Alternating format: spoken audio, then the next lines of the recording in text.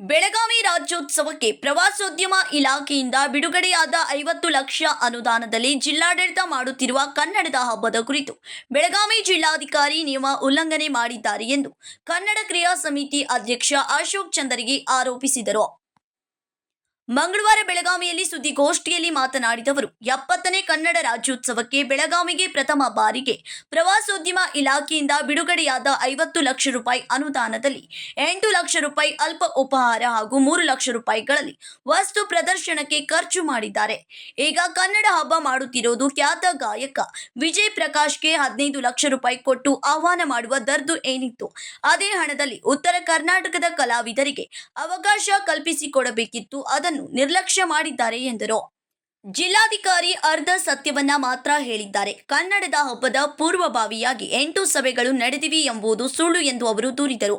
ಮಾಧ್ಯಮಗಳಿಗೆ ಸರಿಯಾದ ಮಾಹಿತಿ ನೀಡದೆ ಕಾರ್ಯಕ್ರಮ ನಡೆಸಲು ಮುಂದಾಗಿರುವುದು ಸಂಶಯಕ್ಕೆ ಕಾರಣವಾಗಿದೆ ಎಂದು ಹೇಳಿದರು. 70 ವರ್ಷಗಳಿಂದ ಕನ್ನಡ ರಾಜ್ಯೋತ್ಸವಕ್ಕೆ ಸಮರ್ಪಕ ಅನುದಾನ ನೀಡುವಂತೆ ರಾಜ್ಯ ಸರ್ಕಾರಕ್ಕೆ ಮನವಿ ಮಾಡಿದ್ದೇವೆ. ಗಡಿ ಉಸ್ತುವಾರಿ ಸಚಿವ ಎಚ್.ಕೆ. ಪಾಟೀಲ್ ಮೂಲಕ ಸರ್ಕಾರದ ಮೇಲೆ ಒತ್ತಡ ತಂದು ಪ್ರವಾಸೋದ್ಯಮ ಇಲಾಖೆಯಿಂದ 50 ಲಕ್ಷ ರೂಪಾಯಿ ಅನುದಾನ ಬಿಡುಗಡೆ ಮಾಡಿಸಲಾಗಿದೆ ಎಂದು ಹೇಳಿದರು. ಕನ್ನಡ ಕಡಿಮೆ ಪ್ರಮಾಣದಲ್ಲಿ ಇರುವ 3 ಪ್ರದೇಶಗಳಲ್ಲಿ ವಿಶೇಷ ಕನ್ನಡ ಕಾರ್ಯಕ್ರಮಗಳನ್ನು ನಡೆಸುವ ಕುರಿತು ತೀರ್ಮಾನಿಸಲಾಯಿತು. ಆದರೆ ರಾಜ್ಯೋತ್ಸವದಲ್ಲಿ ಊಟಕ್ಕೆ ಮಾತ್ರ 8 ಲಕ್ಷ ರೂಪಾಯಿ ಖರ್ಚು ಮಾಡಲಾಗಿದೆ ಎಂದು ಅವರು ಆಕ್ಷೇಪಣೆ ವ್ಯಕ್ತಪಡಿಸಿದರು. ಏಕಾಏಕಿ ಪೋಸ್ಟರ್ ಅಂಟಿಸಿದ ನಂತರವೇ ಕಾರ್ಯಕ್ರಮ ಆಯೋಜನೆಯ ವಿಷಯ ತಿಳಿದು ಬಂದಿದೆ. ಜಿಲ್ಲಾಧಿಕಾರಿ ಸರ್ವಾಧಿಕಾರಿ ಧೋರಣೆ ಅನುಸರಿಸುತ್ತಿದ್ದಾರೆ. ಕಾರ್ಯಕ್ರಮ ಮಾಡುವ ಅವಸರ ಏನಿತ್ತು ಎಂಬುದು ನಮ್ಮ ಪ್ರಶ್ನೆ ಎಂದು ಚಂದರಗಿ ಹೇಳಿದರು. ಅನುದಾನದ ಮೂಲ ಉದ್ದೇಶವೇ ಉಲ್ಲಂಘನೆಯಾಗಿದೆ. ಈ ಕುರಿತು ಸಚಿವರಾದ ಸತೀಶ್ ಜಾರಕಿಹೊಳಿ ಹಾಗೂ ಎಚ್.ಕೆ. ಪಾಟೀಲ್ ಅವರ ಗಮನಕ್ಕೆ ತರುತ್ತೇವೆ. ಫೆಬ್ರವರಿಯಲ್ಲಿ ಕನ್ನಡ ರಾಜ್ಯೋತ್ಸವ ಆಚರಣೆ ಎಷ್ಟು ಸೂಕ್ತ ಎಂಬುದು ಪ್ರಶ್ನಿಸಿದ್ರು. ಈ ವಿಷಯದ ಸಮಗ್ರ ವರದಿಯನ್ನ ಸಿಎಂ ಮತ್ತು ಮುಖ್ಯ ಕಾರ್ಯದರ್ಶಿ ಗಮನಕ್ಕೆ ತರಲಾಗುವುದೆಂದು ಹೋರಾಟಗಾರರು ತಿಳಿಸಿದ್ದಾರೆ. ಕನ್ನಡ ಹೋರಾಟಗಾರರಾದ ವಾಜಿತಿ ಹಿರೇಕೊಡಿ, ಕಸ್ತೂರಿ ಬಾವೆ, ರಮೇಶ್ ಸೋಟಗಿ ಸೇರಿದಂತೆ ಇನ್ನಿತರರು ಉಪಸ್ಥಿತರಿದ್ದರು. ಸಾಹಿತ್ಯ ಭವನ ನಿಂತಾಗ ಅವರಿಂದ ಆದೇಶ ಕಾಪಿ ಬಂತು. ಪ್ರವಾಸೋದ್ಯಮ ಇಲಾಖೆಯಿಂದ 50 ಲಕ್ಷ ರೂಪಾಯಿ ಬಿಡುಗಡೆ ಆಗಿದೆ ನಿಮಗೆ ಅಂತ. ಬಹುಶಃ 70 ವರ್ಷದಾಗ ಅದ ಜಿಲ್ಲಾಧಿಕಾರಿನ ಕೇಳಿದ್ದು ನಾವು, ಯಾವಾಗ ವರ್ಷಕ್ಕೆ ರಾಜ್ಯೋತ್ಸವಕ್ಕೆ 1 ಲಕ್ಷ ಕೊಡ್ತಿದ್ರು ಅಂತ ಅದೇ ಜಿಲ್ಲಾಧಿಕಾರಿ ಒಪ್ಕೊಂಡ್ರು. 50 ಲಕ್ಷ ಬಂತು, ಇಲ್ಲೇ ಆದೇಶ ಕಾಪಿ ಬಂತು, ನಮಗೂ ಖುಷಿ ಆಯ್ತು. ಫಸ್ಟ್ ಟೈಮ್ ಕೊಟ್ಟಿದ್ದಾರೆ ಅಂತೇಳಿ ಅವರು ಅಭಿನಂದನೆ ಮಾಡಿದೆವು. ಅದಾದಮೇಲೆ ಅಲ್ಲಿ ಅದು ಬಿಡುಗಡೆ ಆಗಿ ಕಾರ್ಯಕ್ರಮ ಮಾಡಿರಿ, ಅದಕ್ಕೆ ನಮ್ದು ಒಂದು ಸಲ ಮೀಟಿಂಗ್ ಆಯ್ತು. ನಾವೇನಂದೀವಿ, ಬರೀ ರಾಜ್ಯೋತ್ಸವ ಜಿಲ್ಲಾಧಿಕಾರಿ ಕಚೇರಿ ಸುತ್ತ 2 ಕಿಲೋಮೀಟರ್ದ ಆಗಬಾರ್ದು. ಎಲ್ಲಿ ಕನ್ನಡದ ಕೊರತೆ ಐತಿ, ಕನ್ನಡ ಬೆಳೆಸ್ಬೇಕಾಗೈತಿ ಅಲ್ಲಿ ಮಾಡೋಣ. ಬೆಳಗಾವಿ, ಉತ್ತರ, ದಕ್ಷಿಣ, ಗ್ರಾಮೀಣ 3 ಕಡೆ ಮಾಡೋಣ ಅಂತ ನಾನು ಪ್ರಪೋಸಲ್ ಇಟ್ಟಿವು. ನಮ್ಮ ಜೊತೆ 3 ಕಡೆ ಮಾಡೋಣ. ಯಾಕಂದ್ರೆ ಟಿಳ್ಕ್ವಾಡಿ ಐತಿ, ಗ್ರಾಮೀಣದೊಳಗೆ ಉಚ್ಮಾವ್ ಮಾಡಿರಿ, ಸಾಮ್ರಾಕ್ ಮಾಡಿರಿ, 3 ವಡಗಾಂವ್ ಕಾಸಾವ್ ಮಾಡಿರಿ ಅಂತ ಹೇಳಿದ್ವಿ. ಅವಾಗ ಅದು ನಮ್ಮದು ಚರ್ಚೆ ಆಗಿದ್ದಕ್ಕೆ ಒಂದು ಸಲ ಚರ್ಚೆ ಆದ 3 ಕಡೆ ಮಾಡೋಣ 30 ಅಂದ್ರೆ ಅಷ್ಟರಲ್ಲಿ ಏನು ಮಾಡಿದರು, ರಾಜ್ಯೋತ್ಸವಕ್ಕೆ ಅವತ್ತು ದಿವಸ ಉಪಹಾರ ಊಟ ಹಂಚಕ್ಕೆ 8 ಲಕ್ಷ ರೂಪಾಯಿ ಖರ್ಚು ಮಾಡಿ ಅಂತ ಹೇಳಿದ್ರು. ಆಯ್ತು ಅಲ್ಲಿ 8 ಲಕ್ಷ ಖರ್ಚು ಮಾಡಿದರೆ ಮಾಡಿರಿ.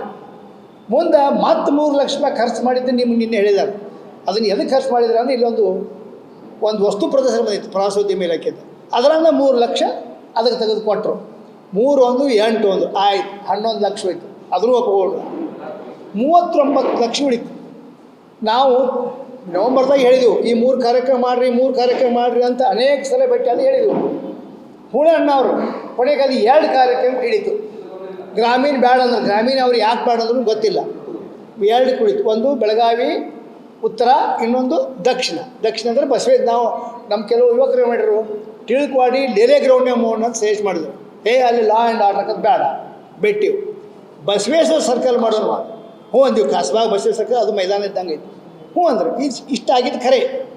ಮುಂದೆ ವಿಜಯ ರಾಜೇಶನ ಪ್ರಸ್ತಾಪ ಅಂತ ಯಾರಿಗೆ ಬಂದಾರ, ಇವತ್ತು ಸಂಗೀತಗಾರ ಯಾರು ಬಂದಾರ, ವಿಜಯ ಪ್ರಕಾಶ್ ಅವ್ರನ್ನ ಹೇಳಿದೆ. ಅವ್ರಿಗೆ ಎಷ್ಟು ಫೀ ಅಂತ ಕೇಳಿದೆ. 15 ಲಕ್ಷ ಅಂದ್ರೆ. ನಾ ಅಂದೆ, ಅವ್ರು ಅನೇಕ ಸಲ ಕಿತ್ತೂರು ಉತ್ಸವಕ್ಕೆ ಬಂದಾರ, ಬೇರೆ ಉತ್ಸವಕ್ಕೆ ಬಂದಾರ. ಒಬ್ಬರಿಗೆ 14 ಲಕ್ಷ ಕೊಡೋಕ್ಕಿಂತ ಅಂಥ 50 ಮಂದಿ ಕಲಾವಿದರಿಗೆ ನಾವು ರೊಕ್ಕ ಹಂಚಿ ಈ ಬೆಳಗಾವಿ ಜಿಲ್ಲಾ ಕಲಾವಿದಂತಂದು ಫಂಕ್ಷನ್ ಮಾಡೋಣ ಅಂತ ಹೇಳಿದೆವು.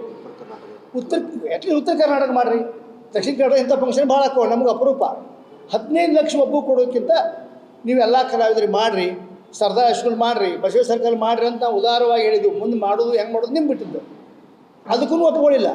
ಸಡನ್ ನಮಗೆ ಯಾವಾಗ ಗೊತ್ತಾಯ್ತು, 3 ದಿವಸದ ಒಂದು ಪೋಟ್ರ್ ಹಚ್ಚಿದ್ರೆ, ಅವ್ರದ್ದು ಕೊಟ್ರ ಅದು ಹಚ್ಚಿದಾಗ ಗೊತ್ತು ವಿಜಯಪ್ರಕಾಶ್ ಇಲ್ಲಿ ಬರತ್ತಾರಂತ. ಮಾಧ್ಯಮದವ್ರಿಗೆ ಗೊತ್ತಿಲ್ಲ, ಬೆಳಗಾವಿ ಜನತೆಗೆ ಗೊತ್ತಿಲ್ಲ, ಕನ್ನಡ ಸಂಘಟನೆಗಳು ಬೇರೆ ಬೇರೆ ಸಂದರ್ಭದೊಳಗೆ ನಾವು ಅವ್ರನ್ನ ಬೆಟ್ಟಕ್ಕೆ ಅವಾಗೂ ಬರಲಿಲ್ಲ. ಸಡನ್ನಾಗಿ ಅವ್ರಿಗೆ ಪೇಮೆಂಟ್ ಮಾಡ್ಯಾರ ಸುದ್ದಿ. ಈ ರೀತಿ ಅವ್ರಿಗೆ ಹೆಂಡ್ಬಿಲ್ ಹಂಚು ಪಾಳೆ ಬಂತೀಗ ಪತ್ರಿಕೆ ಒಳಗೆ ಹೆಂಡ್ಬಿಲ್ ಹಂಚೋದು ಅಲ್ಲ, ಯಾವುದೂ ಇಲ್ಲ. ಇದನ್ನ ಹಿಂಗೆ ಒಂದು ಹಂಚಿಬಿಟ್ರು ಅವಸರವಾಗಿ. ನಂದೇನಂತೀನಿ, ನವಂಬರ್ ಮಾಡುವಂಥ ರಾಜ್ಯೋತ್ಸವ ಫೆಬ್ರವರಿ ಮಾಡಿದ್ರೆ ಹಚ್ಚಿದ್ದಾರೆ ಈಗ 70ನೇ ರಾಜ್ಯೋತ್ಸವ ಅಂತ. ಅಲ್ಲ, ನಾವು ನವಂಬರ್ದಾಗ ನೀವು 8 ಲಕ್ಷ ಊಟ ಖರ್ಚು ಮಾಡ್ತೀರಿ, 3 ಲಕ್ಷ ವಸ್ತು ಪ್ರವೇಶ ಮಾಡ್ತೀರಿ, 39 ಲಕ್ಷ. ಅವಾಗ ಎಲ್ಲರೂ ಕುಡ್ಕೊಂಡು ಒಂದು ದೊಡ್ಡ ಕಾರ್ಯಕ್ರಮ 3 ಕಾರ್ಯಕ್ರಮ ಮಾಡ್ಬೋದಿತ್ತು. 10 3 ಲಕ್ಷ 30 ಲಕ್ಷ ಮಾಡ್ಬೋದಿತ್ತು. ಇದು ಯಾಕೆ ಅವರು ತರಾತುರಿ ಮಾಡಿದ್ದಾರೆ ಅನ್ನೋದು ಗೊತ್ತಿಲ್ಲ. ಯಾಕೆ ಜಿಲ್ಲಾಧಿಕಾರಿನ ಅನೇಕ ಸಂದರ್ಭದಲ್ಲಿ ನಾವು ಸಪೋರ್ಟ್ ಮಾಡಿದ್ವಿ.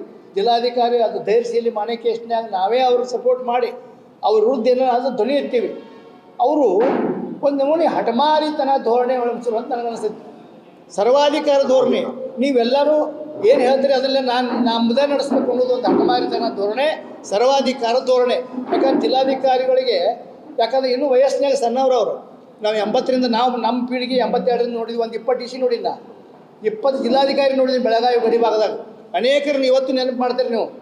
ನಾ BL ಮನಿ ಕಟ್ಟಿ ಹಿಡ್ಕೊಂಡು, ಅಂಡ್ರು ದೇಸಾಯಿ ಹಿಡ್ಕೊಂಡು, ಪ್ರದೀಪ್ ಸಿಂಗ್ ಖರೋರ್ ಹಿಡ್ಕೊಂಡು, ಜಯರಾಮ್ ಸಾಹೇಬ್ ಹಿಡ್ಕೊಂಡು, ಇದೇ ಶಾಲಿ ರೆಸರ್ವೇಷನ್ ನೆನಪು ಯಾಕೆ ಮಾಡ್ಕೋತೀವಿ ಅಂದ್ರೆ, ಗಡಿ ಭಾಗದಾಗ ಒಬ್ಬ ಜಿಲ್ಲಾಧಿಕಾರಿ ಯಾವ ರೀತಿ ನಡ್ಕೋಬೇಕು ಅನ್ನೋದನ್ನು ಈ ಎಲ್ಲ ಜಿಲ್ಲಾಧಿಕಾರಿಗಳು ಇಲ್ಲಿ ಹೆಜ್ಜೆ ಮೂಡಿಸೋಗಿದ್ದಾರೆ ಗಡಿ ಭಾಗದೊಳಗೆ. ಇವತ್ತು ಕನ್ನಡ ಉಳಿಸೋ ಕೆಲಸ ಮಾಡಿದ್ದಾರೆ. ಇಲ್ಲಿ ಇವ್ರ ನಡತೆ ನೋಡಿದ್ರೆ ಅವರು ನಾವು ಹೇಳಿದೆ ಅವ್ರಿಗೆ, ಇಲ್ರಿ ಇದೊಂದು ಯಾವುದೋ ಒಂದು ಮನವಿ ಚೀಫ್ ಸೆಕ್ರೆಟ್ರಿ ಕಳಿಸಿನ ಅಂತಾನೆ. ಏನು ರೀ, ನಾ ಚೀಫ್ ಸೆಕ್ರೆಟ್ರಿಯಿಂದ ಅಲ್ಲಿ ನಾನು ಅಂದ್ರೆ, ಅಪ್ಪ ನೀ ಚೀಫ್ ಸೆಕ್ರೆಟ್ರಿ ಆದ್ರೆ ನನಗೆ ಖುಷಿ ಐತೆ ಅಂತ ಹೇಳಿ. ಯಾಕಂದ್ರೆ ನಿಮ್ಮ ವಯಸ್ಸಿನಷ್ಟು ನಮ್ಮ ಅನುಭವ ಐತೆ ಅಂತೇಳಿ. ನಿಮ್ಮ ವಯಸ್ಸಿನಷ್ಟು ನನ್ನ ಅನುಭವ ಐತೆ. 82ರಿಂದ ಗೋಕಾಕ್ ಚೌಡಿಯಿಂದ ನಾವು ಇದ್ದವ್ರು ಅಂತೇಳಿ. ಎಲ್ಲ ಹುಡುಗರು ಯಂಗ್ಸ್ಟರ್ಸ್ ಅದಾರ. ಆದರೆ ಈ DC ಅವ್ರಿಗೆ ಇದು ಮಾಡಿದ್ದಕ್ಕೆ ಅದನ್ನು ಯಾಕೆ ಮಾಡಿದ್ರು ಅನ್ನೋದು ಇನ್ನೂ ತನ ನಮ್ಮ ನಿಗೂಢ ಐತಿ. ಯಾಕೆ ತರಾತುರಿ, ಏನು ಅವಸರ ಇತ್ತು? ಅವ್ರು ಇನ್ನೂ ಚೀಫ್ ಸೆಕ್ರೆಟ್ರಿ ಆಗಲಿ, ಎಲ್ಲೇ ಉದ್ದಕ್ಕೆ ಹೋಗಲಿ, ಅದು ನಮ್ಮ ಹಾರೈಕೆ ಐತಿ. ಆದ್ರೆ ಇದನ್ನು ಮಾಡಿದ್ದು ನೋಡಿದ್ರೆ ಮಾಧ್ಯಮವನ್ನೂ ಕತ್ತಲಾಗಿಟ್ರು, ಬೆಳಗಾವಿ ಜನತೆಯನ್ನು ಕತ್ತಲಾಗಿಟ್ರು. ನಾವು ಯಾವುದೇ ಸಂದರ್ಭದೊಳಗೆ ನಾವು ಮೀಟಿಂಗ್ ಮಾಡೋಕ್ಕೆ ಹೋಗವ್ರ ನಮಗೂ ಸ್ಪಷ್ಟ ಕಲ್ಪನೆ ಕೊಡಲಿಲ್ಲ. Vinod Kolkar, KMM Kannada news, Belagavi.